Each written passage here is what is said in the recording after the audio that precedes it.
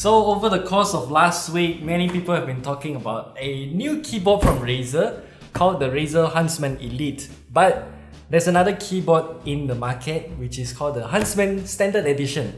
So there's a $50 price difference, and the main differences are the wrist rest is absent, there's also no multimedia keys on the Standard Edition, and there's also no underglow on the keyboard itself. So that's pretty much the difference between the Huntsman Elite and Standard version. And they're still using the new Razer Purple switch, as you can see here. And you can take a look at it later. So at the back here, more highlights on the Razer Purple switch. Nothing much, but we should open it up and have a look.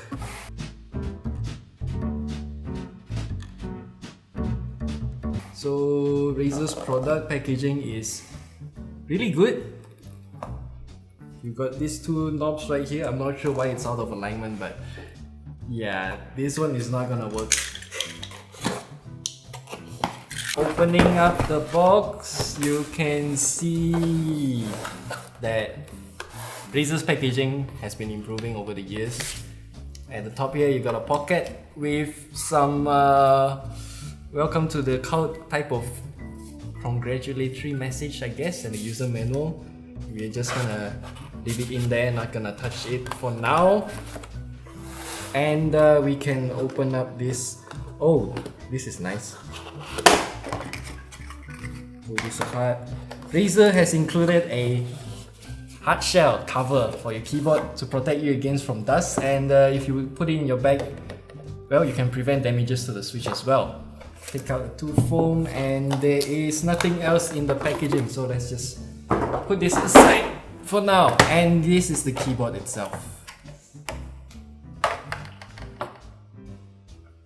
Looks very clean.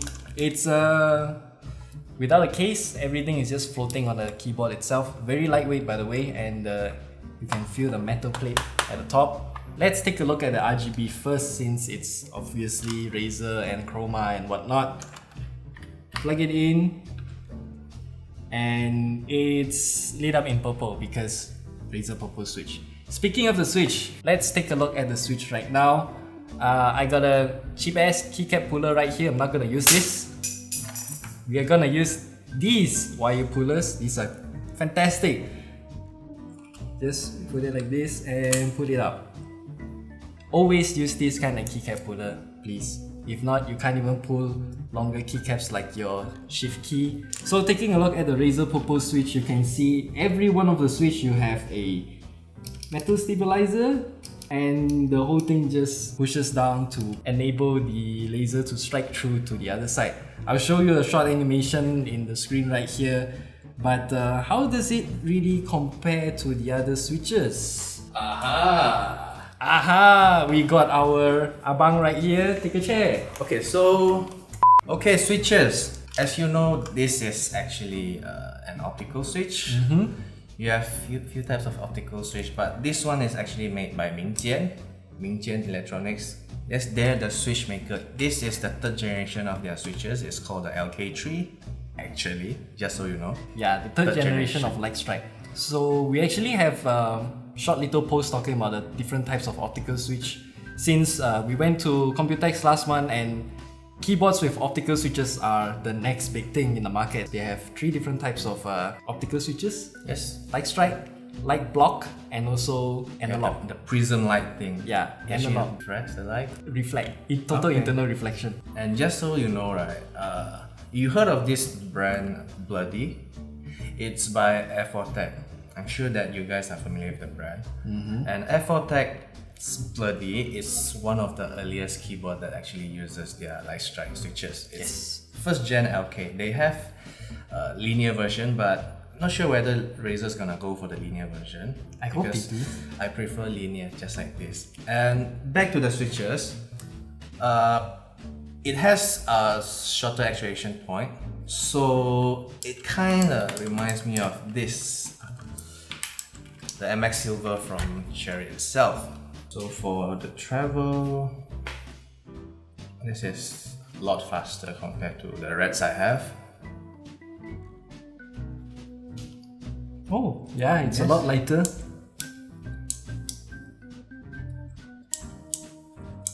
This one is about halfway down. It's where the actuation force will be. The actuation is quite fast. It's just that it feels rather hollow. And you do get ABS keycaps, single shot. So yeah, not the best keycap out there, and a non-standard bottom row. It's gonna give you some problem. That's a problem when you're going for custom keycaps, the full-size ones. So you have to look for those specialized one that comes with non-standard bottom rows, because those that actually matches the standard one looks like this. You don't get very small Windows keys. I installed Razer Synapse right here. Let's take a look at the lighting modes. Right here you can see some lighting effects. I'm not too sure how to use this.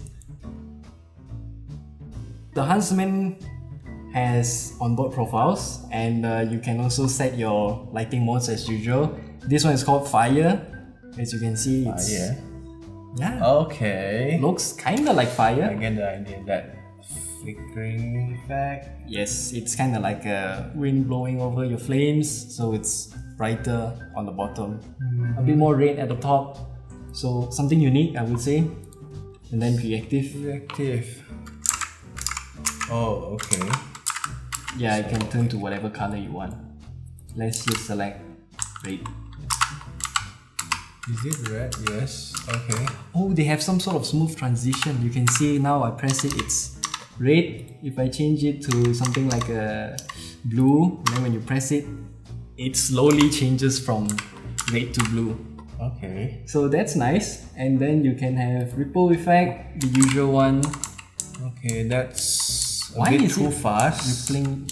Yeah, too fast, but okay. Let's change to green. It is green. Purple. Yes! The light slowly switches to purple. This is nice. Okay, so next move on to spectrum cycling. It's just Spectrum. cycling through the colors. Starlight. Starlight. Is it like blinking? Oh yeah, that's the same thing you can get from quite a lot of keyboards. Yep, and then you can have secondary color. Let's just go for blue, whatever. So it sparkles between green and blue. Okay. You can set the duration to long or short, whatever. What else do you have? And we have static, the usual one, single color. Wave. Pretty sure you guys know what wave is. Wait, now you can see the color slowly changes. It's not abrupt, very clean effect. It doesn't change just like that. Advanced effects, you need to go to Chroma Studio and fully customize per key RGB backlighting. Oh, okay, that reminds me of Process Q, Yep, which is rather unpleasant. this one seems to be... You need to dive in and just invest your time and patience into getting everything to work. So yeah, that's pretty much it for the What else do you software have part. for this keyboard? Macro keys as usual. Onboard profiles, I'm not sure how many you can store inside, but there is an option to do so. And automatically changing your profiles according to the games you're playing. Oh, that's good.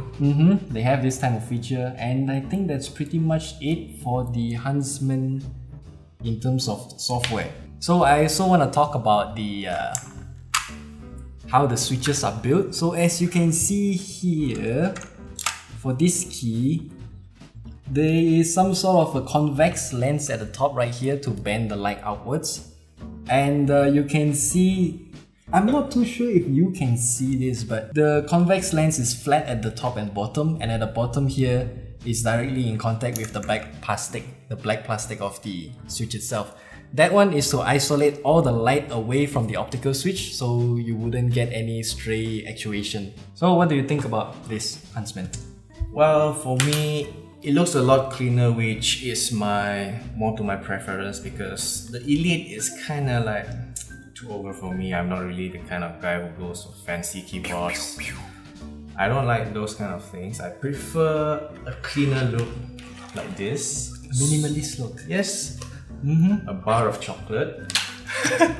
Okay. So this is a lot cleaner, even though I still prefer keyboards with the top frame. gives me a better feel when you type on it. Does it? It does. Because I'm using a caseless keyboard as well, but whatever goes. But that's something rather subjective, so I'm not gonna talk too much about it. Yeah.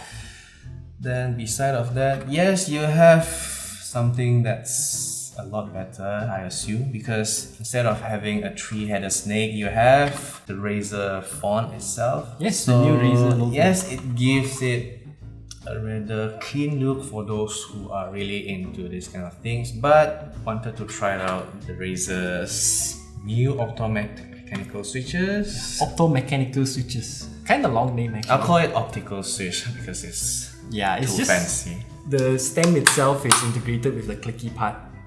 Oh yeah, and since you touch that, there's also a double angle double angle keyboard feet. 2-level. Yeah, kind of sturdy. Oh, that's pretty good.